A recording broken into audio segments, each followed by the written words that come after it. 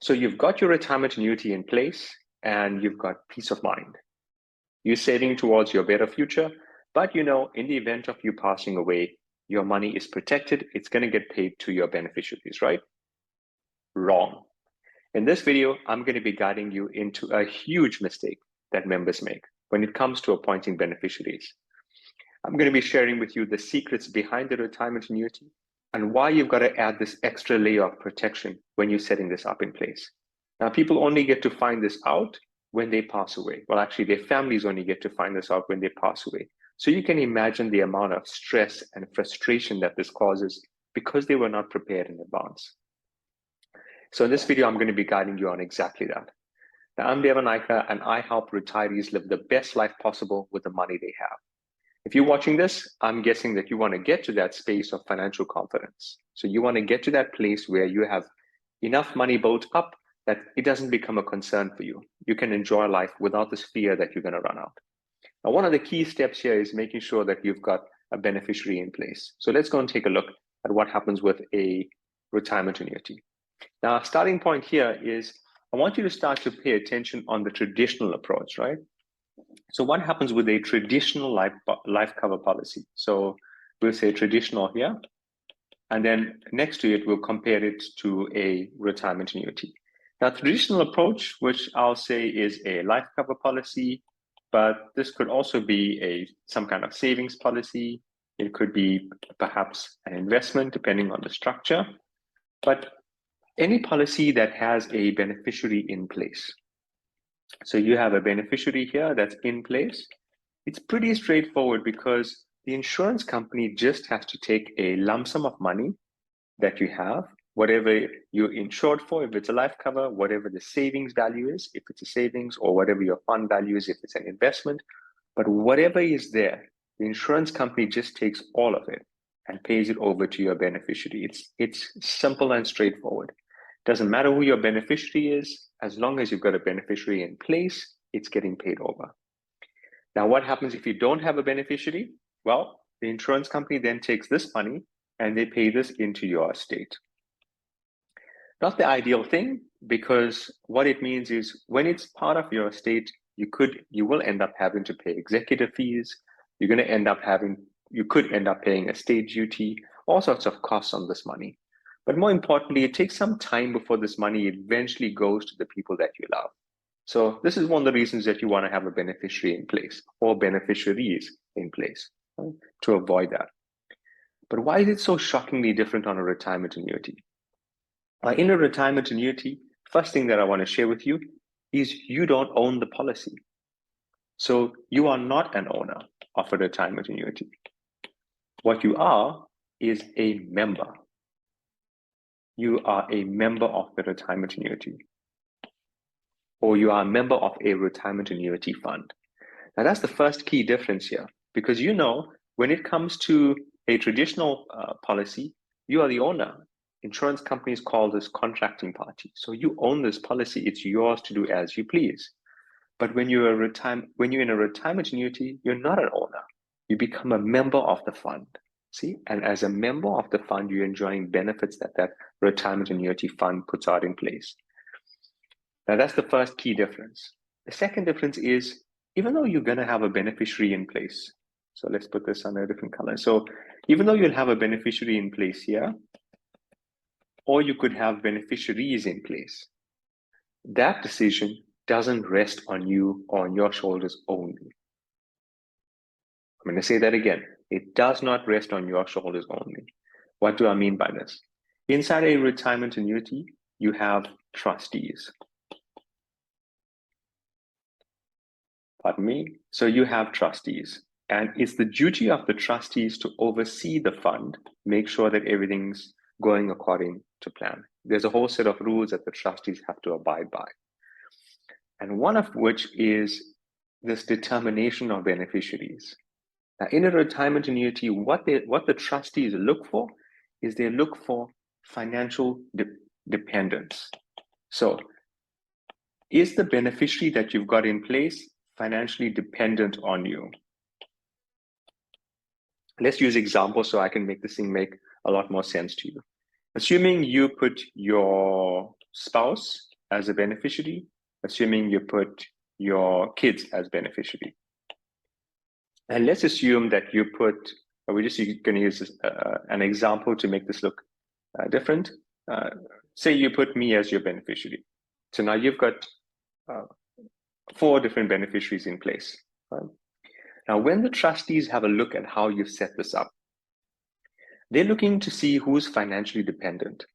Now, if your spouse is financially dependent, then your spouse is going to receive the payment.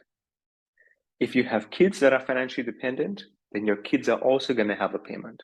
Now, what I want you to know is you could have listed your spouse as beneficiary only. And if you did that, it doesn't necessarily mean that your spouse is going to receive the payment, because the trustees will also have a look at your kids to see, are they financially dependent? And if they are, the trustees override your beneficiary nomination, and they can make payments to both your spouse as well as to your kids. Now, let's assume that you don't have a spouse, you don't have kids, and you put your parents as beneficiaries. Now, again, same thing. The trustees want to see financial dependence. Are your parents dependent on you financially? Now, if there's nobody else, that means you don't have spouse, you don't have anyone else who's financially dependent, then naturally the payment can happen to your parents. Or if it's shown that your parents were or are financially dependent, then the payment happens there. So I want you to see the key. Now let's assume you have your parents, your spouse, your kids, all of whom are financially dependent on you. And then you put me as a beneficiary. Now I'm not financially dependent on you. So what's going to take place is this. Even though your beneficiary nomination has all of these parties, and let's just put percentages, right? So you put in 20% here, 20% here, you have 2 kids, we're assuming, so 20-20, and you put 20% to me. When the trustees go to work this out, they're looking to see, are your parents financially dependent on you? Yes, so they can qualify. Is your spouse financially dependent? Yes. Kids financially dependent? Yes. Am I financially dependent on you? No. So even though your beneficiary nomination says this, the trustees will ignore this. They'll actually scratch this part out. And then they will determine these percentages on their own. So based again on how financially dependent these individuals are. So it's not necessary that your parents would get the 20%. If the trustees, after they do their research, they determine that your spouse is the one who is most financially dependent, or your kids, because they have a long time before they become financially independent, then they are more financially dependent. So the trustees can adjust the percentage. They can make this 10%. They can adjust it to any percentage that they want. If they find that your parents are independent, they can remove this as well.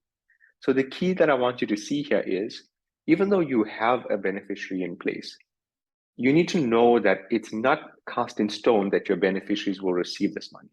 Now, why this is so critical? Because expectation. Your family could be expecting that this money is coming to them. So you might share with your parents, your spouse, your kids, hey, I've got this retirement annuity in place.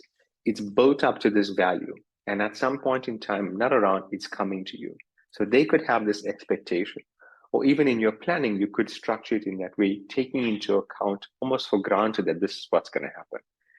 But it's, again, not necessarily the case, because the trustees are the ones who will make that decision. Now, this process that the trustees apply can take up to 12 months. Can take up to 12 months for them in order to make this decision and to determine the type of payments and how it's going to get paid. And I want you to see this as something beneficial, because assuming that you had me as a beneficiary, right? I'm not financially dependent on you. It makes no sense. So the trustees are there to protect your loved ones. They're there to protect the people that you care about, you see, so that you don't get influenced in any other direction. They're there to safeguard you when you are not around. So it's not a bad thing, but you want to be mindful of it so that, again, your family and your loved ones are aware of this and it doesn't come as a surprise to them. Because trustees can take 12 months, then it means you've got to create some kind of alternative provision. You agree? You need some kind of alternative provision, because If your family is dependent on you for an income, and this is your only protection, you only have the retirement annuity, and it takes 12 months, how do they survive for 12 months? See, how would they manage financially for 12 months? Now, having some alternative provision means that it can counter this 12-month period. And it's easy. In fact, I know you might already have this in place already. An alternative provision could be, maybe you've got a life cover policy. And I discussed this earlier. When it comes to life cover policies, it's straightforward. Whoever you list as beneficiary gets this, no questions asked. So you could have a life cover. Maybe you could have some kind of savings or investment in place. You could have an emergency fund that is set up. So you could have money that is inside of their bank accounts, see? So that it's there as a protection for them at the time that you pass, money is available. So you want to make these provisions in place because, again, the trustees determine these beneficiaries. They can take some time before this pays out, and you don't want to leave your family in the lurch. Now, I want to check in with you. Is this information helpful? Were you aware that this is how it is structured when it comes to the trustees? So if you have found this insightful, post a comment below. And now that you know this, what would you do? How would it change how you're structuring your beneficiary? Now you can imagine there are countless families that go through this and only get to find this out at the end, at which time it's incredibly stressful and frustrating because they've just lost a loved one. And then on top of that, they're having to deal with this financial issue. The money is there, but they just can't get access to it. Now, this is part of a series. So if you've not watched the previous series in the RA Secrets, I encourage you to watch it because it's going to guide you on how to get the optimal retirement annuity in place. In the next video, I'm going to be sharing with you more insights into the retirement annuity. So it's a must watch. For now, comment below so you can share with me what your takeaways of this video has been. And also give me a thumbs up sign if this video has helped you. I'll see you for the next one.